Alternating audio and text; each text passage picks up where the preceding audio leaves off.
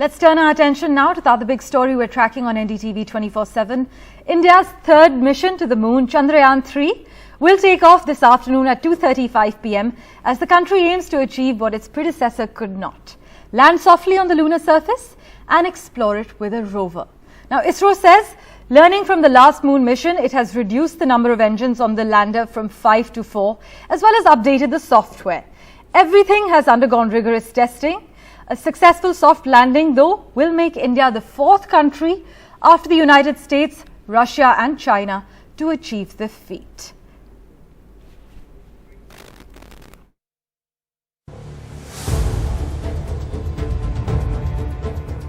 India's moon mission. Standing majestically on the launch pad, India's most powerful rocket. 1. We have ignition. As the countdown proceeds, this 642-ton, 44-meter-tall monster, the launch vehicle Mark III, lifts Chandrayaan-3 into orbit. The rocket weighs the equivalent of 130 full-grown Asian elephants. One by one, the rocket stages drop off, taking the satellite higher. The moon-bound 3.9-ton Chandrayaan-3 satellite is released. It takes several revolutions of the Earth before being shot off on its long 3.84 lakh kilometer journey to the moon. It is then slowed down so that the moon's gravity can capture it. The composite body spent several days in the moon orbit. On commands from ISRO, the Vikram lander with the Pragyan rover in its belly is released to land on the lunar surface. The orbiter continues to go around the moon. The Vikram lander starts its journey, dubbed the several minutes of terror, to the lunar surface. The orbiter and the lander together search for the best site to land using on-board cameras. The lander comes in for its final approach to land on the lunar surface. A ramp is then deployed and the Indian flag reaches the lunar surface.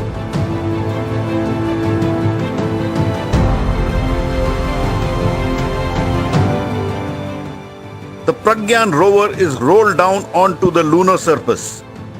The rover and the lander are expected to work on the moon surface for 14 Earth days.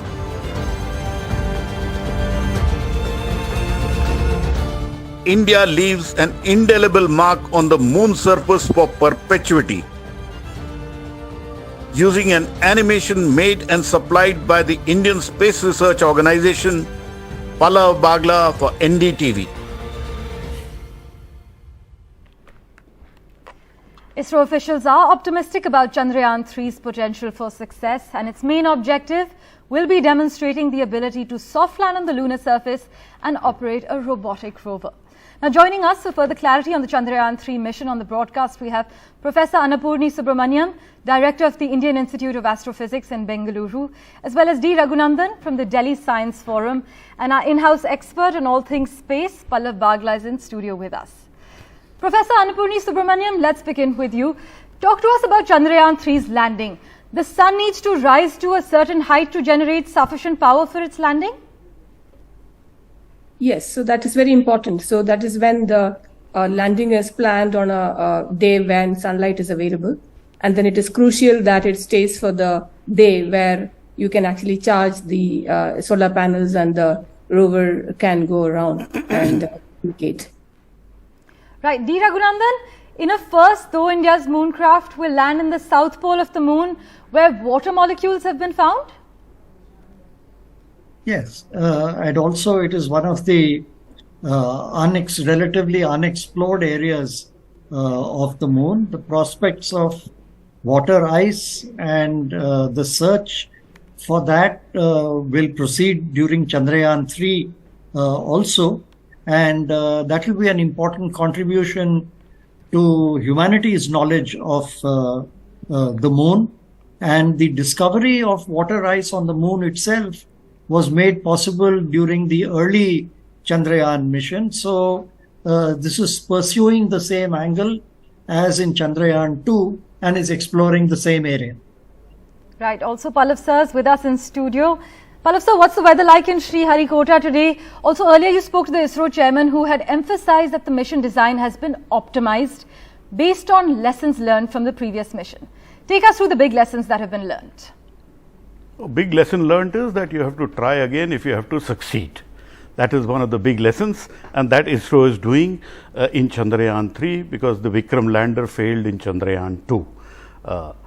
The weather in Sriharikota is conducive for a launch at 2:35 p.m. So that is very good news. But what are the lessons learned exactly? One, see, the failure analysis committee reports for Chandrayaan-2's Vikram lander have never been made public by ISRO. So we really don't know what went wrong, but they probably understand, which is why the legs of the lander have been strengthened, the software has been made more robust. Instead of having 5 engines on the Vikram lander like they were in the Vikram lander in Chandrayaan-2, now they are going up with 4 engines. So there are plenty of changes, and like Mr. Somnath told me in the interview, that they have prepared for off-nominal situations. Nominal situations were planned for Vikram lander in Chandrayaan-2, but this time they are preparing, as they say, for situations which could be abnormal. And that is why the ISRO chairman, Mr. S. Somnath, told me he is very confident, one, that the launch vehicle Mark 3 has a 100% success record in lifting satellites to space. So today's liftoff should be successful. Let us hope for that, but it remains rocket science. And subsequently, the lander, when it reaches the moon in about end of August, they are very confident that this time they will have a soft landing on the moon. And when that happens, India would become the 4th country after USA, Russia and China to successfully soft land. But for me, the most important thing would be putting India's flag intact near the south pole of the moon. And for that, the weather is conducive for Yes. a launch at 2:35 p.m. So let's keep our fingers crossed. Professor Annapurni Subramaniam, just 4 years ago, India only had less than 10 startups in the space sector. Now, as we speak, we have about 140. Isn't this a clear indication of this domain's perceived potential? Yeah, definitely. It's the government initiating such initiatives.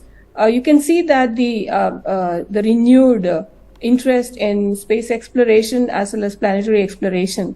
And in order to, put the entire effort in the front gear, you need to have cooperation. It's not just one body trying to do that. So there must be other organizations and also benefiting from the knowledge gained and the working towards the generating technology, generating revenue, trying to commercialize that, etc., etc. So in this kind of endeavor, it is important for the industry and the private sector to participate. And the decision is taken at the right time, and you can see the growth over there, and also renewed interest in all these areas. So I think there will be a huge potential as well as growth in the coming decades. Right.